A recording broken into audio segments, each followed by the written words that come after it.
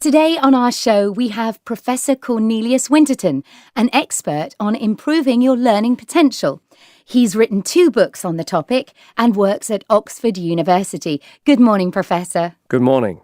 I'm sure our listeners are keen to find out more, so what can we do to learn more? Well, firstly, I know this program will be available to download later on, so I suggest that everyone does that and listens to it several times.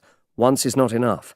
Repeat, repeat, repeat. That's the first lesson. Different people learn in different ways, but repetition helps everyone.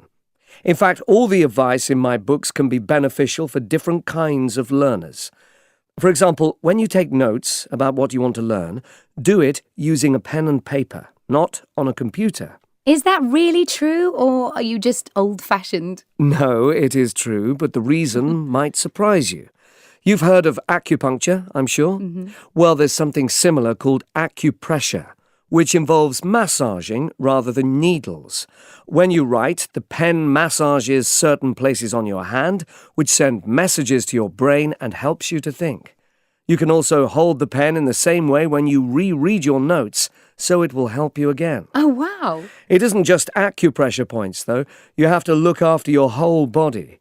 If you sit in one position for a long time, you feel tired and uncomfortable. This prevents you from concentrating. So stand up every now and then and move about. You also need to take care of the inside of your body. Have a good breakfast. Hunger is a distraction, and you won't concentrate on what you are reading if all your brain is thinking of is food. Some people can't stop thinking about food even if they are not hungry. That's why it's best not to have any cakes or biscuits in the house. You won't be able to concentrate until they've all gone.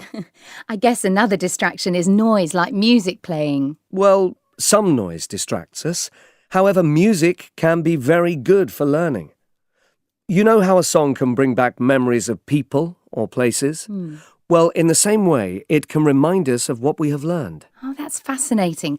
Well, we've got a little bit of time before the news, so can you give us one last piece of advice, Professor? Well, I could talk about making mind maps, but I'd have to explain what they are.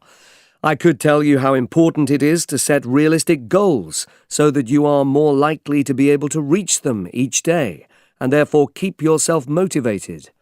I could tell you to switch off the internet, but that's quite obvious, I think.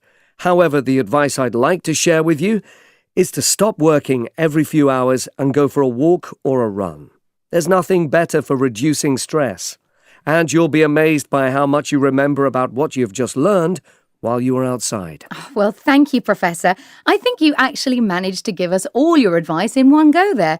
It was great listening to you, and the first thing I'm going to do when I get home is to eat that last bit of chocolate cake before I start work this evening. I'm sure it'll be a great help.